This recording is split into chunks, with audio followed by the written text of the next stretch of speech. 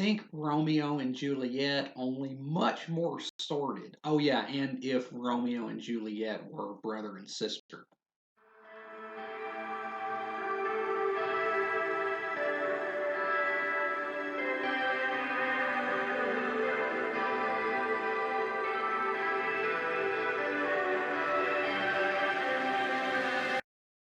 The year is circa 1626, and William Shakespeare, the greatest playwright of his time and later to be recognized as the greatest writer of all time, has died. And in his wake, there exists something of a vacuum. And it remains to be seen who is going to rise to assume the mantle that the bard left behind.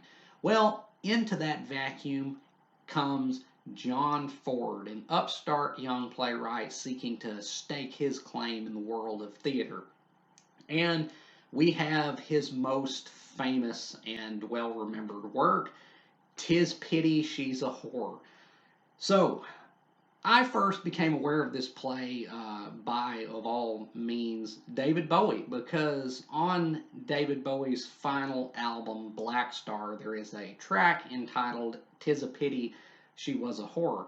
R.I.P. David Bowie, you are still missed, still hurts, even all these years later. But um, that track, I subsequently came to learn, was actually almost identically titled uh, to a play. And going down the rabbit hole, I was led to this play. And after I acquainted myself with the uh, the gist of the work, I knew I was going to have to read this because this is wild. And I say this right now, Shakespeare, this ain't, but that's not such a bad thing. So, very little is really known about John Ford. He wrote several plays, most of them in collaboration with other playwrights, but I think this one was the first one that he wrote solely by himself on his own. I'm not sure about that. Don't quote me, but I think it is, and it's definitely, as I said, his most well remembered work, and for good reason because this play goes some places that uh, even Shakespeare dared not tread. So, what is "'Tis Pity"? Not in, the David Bowie song would appear to have a better title, "'Tis a Pity That She Was a Whore," but this play, the actual title is just "'Tis Pity She's a Whore." It seems like there's an A missing in there, but I didn't write the thing, so whatever. Anyway, so what is "'Tis Pity She's a Whore" about? Well, it is basically kind of like a retelling, or at the very least, an homage to Shakespeare's earlier play Romeo and Juliet. Only the star-crossed young lovers in this play are actually brother and sister, and the reason that their stars are um, ill-crossed is because, of course, that's taboo as heck. It was then, and it still is now. But oh boy, does John Ford get some miles out of this. So this is a tragedy. In case you didn't know, much like Romeo and Juliet, only this is much more grotesque and dirty. And this play is downright sinister at times. And I have to confess that I was truly caught off guard by just how sinister and it that this play actually is. It kind of seethes with a certain malevolence, and I was unprepared for it. But this play really is a powerful work. And also, if you are trying to, dip your toe into the water of classical English theater, but you're a bit intimidated by the works of Shakespeare, this would be a good place to start because not only is the subject matter lurid enough that it will hold your attention throughout, the language is also much more easier to grasp than the majority of Shakespeare's works. Because I will be the first to admit that even reading Shakespeare, and I've read several of his plays, um, it's hard sometimes to get what they're saying because it's just so you know archaically phrased. But this play was very easy to grasp. And so that is a mark in its favor, I think. But even though it isn't easy to grasp, it is nonetheless still quite eloquent and lofty at times. So, our two principal characters, this takes place in Italy. Uh, Although you should know that even though Italy is the setting, the subject matter is more of a reflection of John Ford's contemporary England because it pokes some fun, or not pokes fun, it openly, or maybe not openly, but veiled, in a veiled manner, it critiques and kind of attacks the Catholic Church. This is definitely like a Protestant jab at Catholicism. But anyway, our principal characters are Giovanni and Annabella, the son and daughter, respectively, of an Italian nobleman named Florio. And this play has a pretty large cast of characters, actually, more than I was expecting. And anyway, Giovanni, at the onset of this play, is confessing to a friar, his friar friend Bonaventura. And see, that's another parallel to Romeo and Juliet because Romeo in that play is kind of tight with the friar character in that. So I think there are definitely some very intentional allusions to that play. But at the opening of this play, Giovanni is confessing to the good father that he is madly in love with his own sister, and he don't know what to do about that. And then, of course, the friar is like, "You're gonna go straight to hell," and then he's like, "I don't really care. I just really want to get down with my sister." So he pours his heart out to his sister, and would you believe it? She actually feels the same way about him. And so they proceed to smash. And then Giovanni actually knocks up his own sister. And so now she has to get married in order to save her honor. And so she does get married to a guy named Soranzo. But he discovers that she is with child, and then he gets pissed. And so then there's lots of intrigue and double crossing. And there's also like a couple of other subplots that are weaved into this, actually pretty well, all things considered, which I won't really go too in depth on. But uh, the main thrust is the incestuous relationship between these siblings and the subsequent entanglements in which they find themselves as a result. And it concludes in a stunningly violent finale. If you thought that that like the bloodbath at the end of Hamlet was gory, it ain't nothing compared to this. Like the only thing that Shakespeare wrote that could really contend with this in terms of like just shock value is probably Titus Andronicus.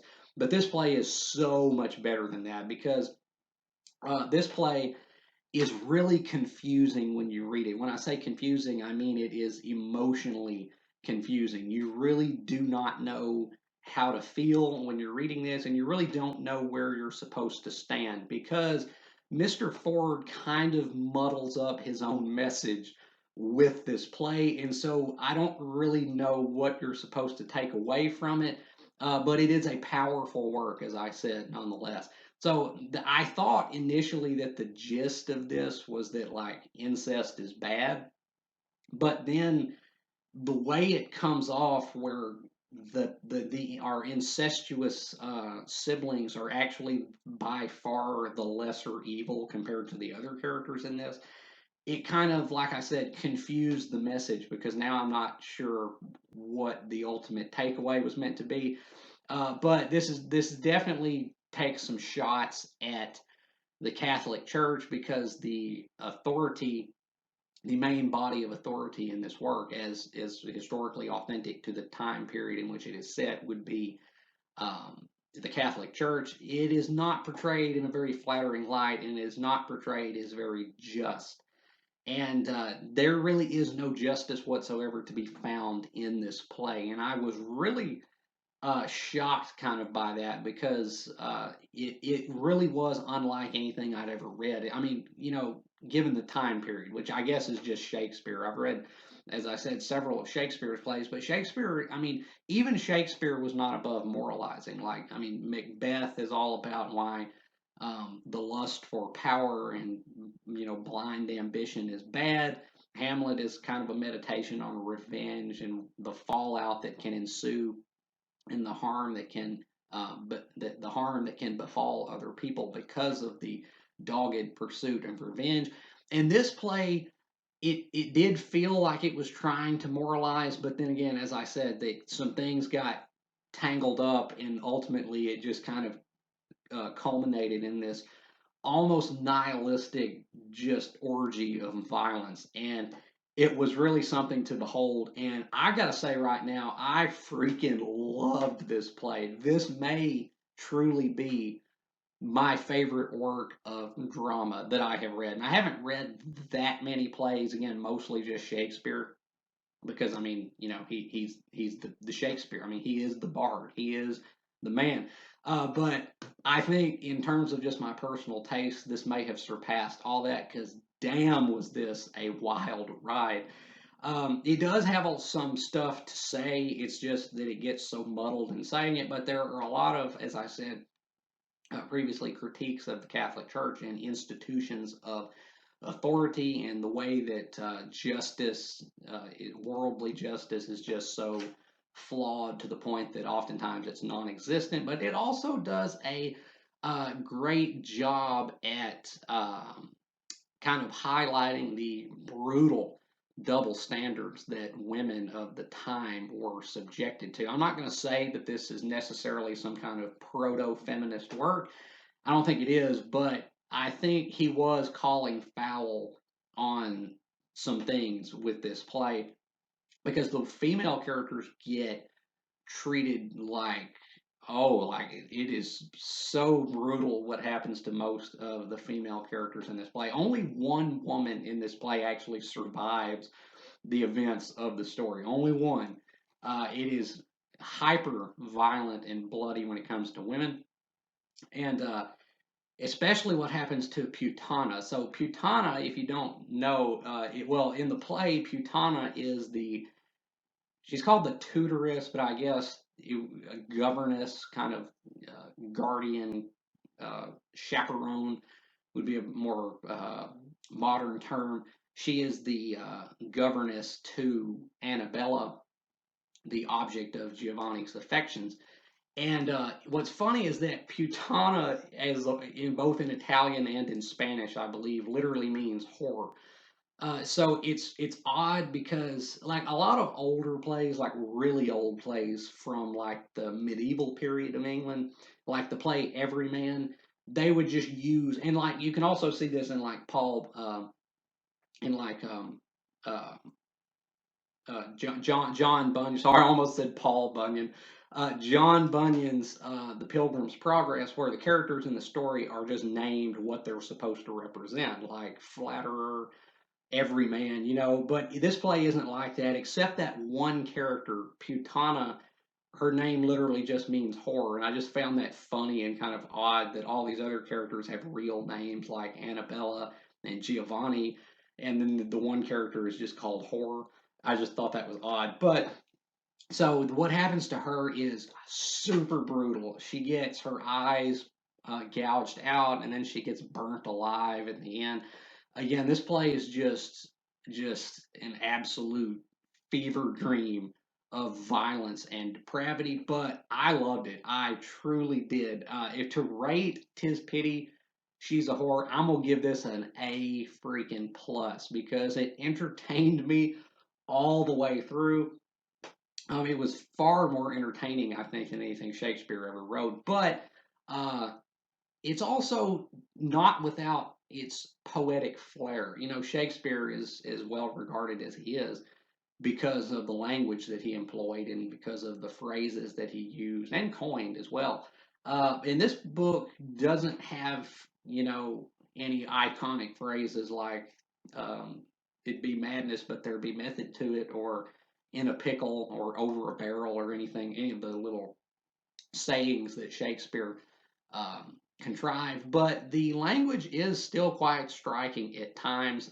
More of this, I think, is written in maybe not more. You know, Shakespeare's plays usually the noble characters spoke in verse, and then the lower cast characters would speak in just regular prose. And usually it was about about like a 80-20 split. This is probably about like a 50-50.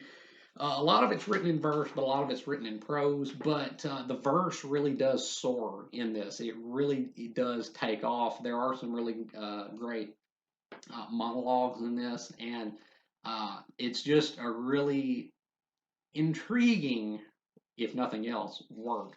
And so I could definitely recommend reading this. Again, if you want to dip your toe in some older English literature, and especially some controversial older English literature, because this play was, from the very get go, very controversial, and it hasn't really changed because because the ultimate takeaway is so confused and muddled that it doesn't really outright condemn the incest angle quite as much as you would anticipate it doing.